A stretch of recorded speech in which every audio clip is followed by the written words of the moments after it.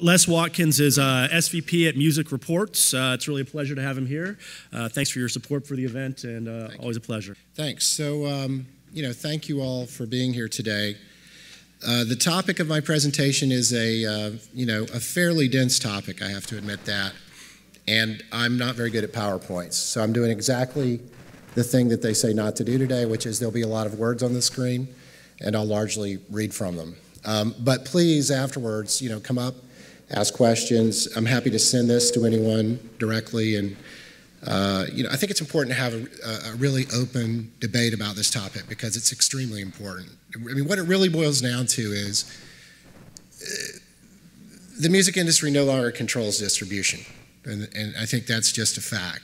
The question now is, what happens with the flow of the money? Who controls that, if anyone? And what this really revolves around is historically you have rights societies that are involved in collectively licensing music and collectively gathering royalties and then distributing them.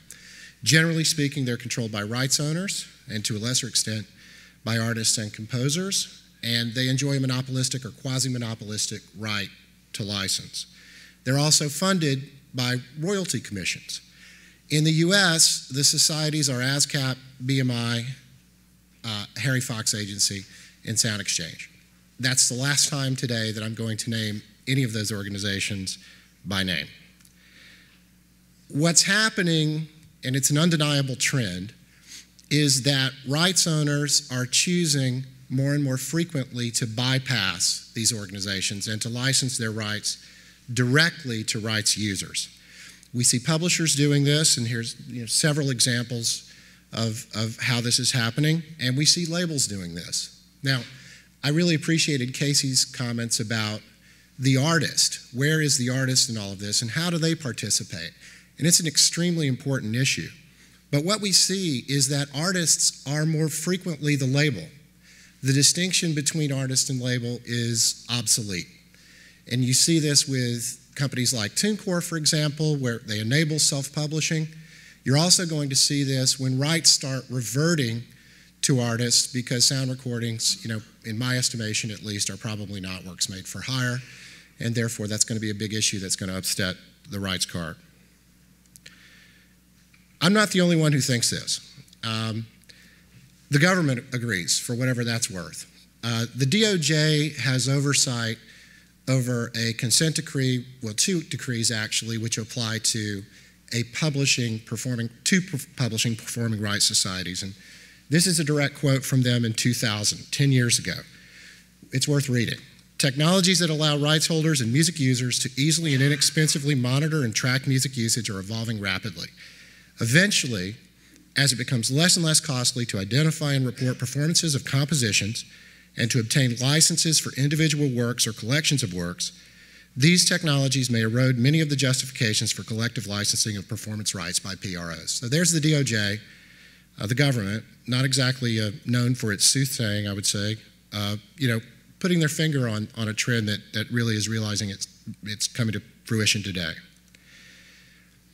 Direct licensing, what's happening is a natural result of competitive economics. It's really that simple. And you'll even see the societies say this in an unguarded moment. For example, in a webcasting proceeding in 2005, an economist for a sound recording performing rights organization said, with relation to the rates charged by performing rights societies, said, a rate that's set too high is likely to self-adjust because of the seller's natural incentive to meet the market. So what you're seeing is rights holders looking for a way to get paid and getting impatient, frankly, with the regulatory process for setting rates and getting paid through societies. Why does the licensing market evolve in this direction? There's three reasons. First, societies inevitably seek super competitive pricing vis-a-vis rights users. That's a consequence of enjoying a monopolistic right to license. Rights owners correctly want gross royalty dollars without commissions. They want transparent and regular accounting, and they want direct audit rights. And rights users want to keep royalty rates at competitive levels. But this is not to say that societies are extinct or evil, and my organization gets a lot of grief. You know, there's a lot of emotion behind this issue and a lot of darts thrown, unfortunately. Societies do sometimes bring efficiencies to licensing and collection. They'll always be relevant with respect to physical distribution and analog plays. Some rights owners are always going to want to be paid through them, and the whole system works when societies are required to offer to rights users something that's called an adjustable fee blanket license, which is a blanket license, allows the rights owner to directly license and then take a deduction based on what they've directly licensed. The last point is pretty obvious, but you know, good people work at societies.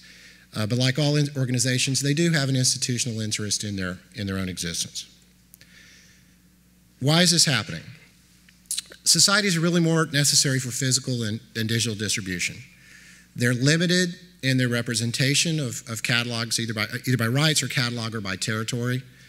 They're inherently conflicted vis-a-vis their members, and I'll explain that more in a bit. I'll explain all of this in more in a bit, unfortunately for you all. Societies develop inefficiencies when they don't face competition. Everyone in the value chain can make more money through direct licensing, except an inefficient society. And U.S. law and regulation contemplate direct licensing in a competitive marketplace for rights. So as to the physical versus digital point, why are societies more necessary for physical? First of all, physical presents unique challenges in respect of licensing and collection. You know, it's very hard to license bars and restaurants, for example, digitally. You know, you require people to go out and take surveys and, you know, do dunning notices and all of those things. Whereas in a digital environment, you know, you really do have server logs that can be easily monitored. And related point is the metadata that's much easier to track in a digital environment than sales of physical goods or analog plays. And also the auditing and tracking is easier in a digital environment. The society limitations as to rights, territory, and catalog. First of all, we have a very balkanized rights landscape in the US. I mentioned there's 5 societies. I think 27 in Europe. I lose count on that. And this is going to get worse, you know, as rights continue to fragment and artists self-distribute, which, as I mentioned, is a clear trend. Digital distribution blurs the rights which are the basis of society representation. You know, music services don't care if the rights that they're implicating are reproduction rights or performing rights. It doesn't matter to them. They simply want to use the music. They want all the rights that they can get, not just some, because that's what consumers want. The internet, of course, is global and not territorial, so societies that are limited to on a territorial basis don't give the users what they need. And ultimately, the only party that can grant all the rights is the rights owner. How are the societies conflicted? Well, first of all, they're frequently associated with trade associations, which may seek to distort rights in order to serve the member agendas. The members of the societies themselves are competing. They compete for the distributions, and the societies sometimes reward or penalize them in their distribution policies. It's also undeniable, and you have to point this out, that societies sometimes pay themselves out of the very royalties that they are distributing. And the black box, which is a topic you don't hear spoken about publicly, is a really important issue. It can be used to fund the organization. And so when a society is unable to match a work, for example, to the ultimate payee, you know, it creates something of a perverse incentive not to do that well and not to distribute that money if that money is available to fund the organization itself. And last point is that black box is sometimes distributed and parsed out based on proxies which tend to underserve independent rights owners and reward major rights owners. How do societies become inefficient in the absence of competition? You know, everyone works harder and smarter when there are negative consequences for failure. This is unfortunately, the Mitt Romney point, right? He likes to fire people who aren't providing a good service to him. It's really hard to fire a society. Societies have essentially unlimited funding in the form of the royalty stream that they commission, and this isn't conducive to controlling costs or to litigating reasonably over rates and terms. The systems for collection and distribution at the society level oftentimes were built for physical, and they're not very well suited for digital. And at the end of the day, we're talking about hundreds of millions of dollars that sit undistributed in black box at the societies in the U.S. How can everyone make more money by direct licensing? Well, first of all, a really important point is when rights users direct license, they assume the costs of administration, and they distribute 100% on 100% gross monies to the licensors. The licensors themselves avoid the admin fees and the cost deductions that the societies usually take. The rights users may, in fact, use more of the directly licensed works and increase the royalty stream to the direct licensors. The artists and the composers don't have to register, do things like that, which is something they're not very good at. And they can also keep collecting advances, which fund their careers, because the labels, when the label and artist are in a different position, at least, knows that they can advance that money and recoup it from a direct license. How does the U.S. copyright law and regulation contemplate direct licensing? First of all, we're not Europe. In Europe, it's a very complex, it's its own topic, but as a general rule, the societies truly are monopolies. You can't license around them. In the U.S., on the other hand, the main statutory license in Section 115, 114, and 112 of the Copyright Act, they all authorize agents for both users and owners to license collectively. And the main U.S. sound recording statutory license, well, it's two actually, 114 and 112, that actually mandates that direct licenses trump statutory licenses. And I mentioned the DOJ earlier in their oversight of the publishing performing rights societies in the U.S. The consent decrees that govern the operation of those two organizations also requires that the members to those organizations maintain the right to directly license when they do that, when they choose to do that. So, what can we expect in the future? I think you can expect to see this continue. The reality is the economic pressures in the music industry at this point are such that the owners are going to seek to maximize revenue in this way, and the users are going to seek to control costs in this way.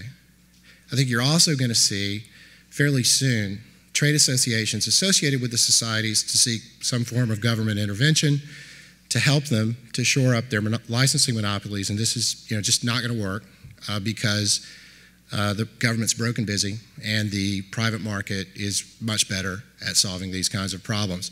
Ultimately, what you may see this result in is, I'd be interested to hear what Mr. Patry has to say about this, but I believe there'll eventually be a complete revision of the Copyright Act pretty soon.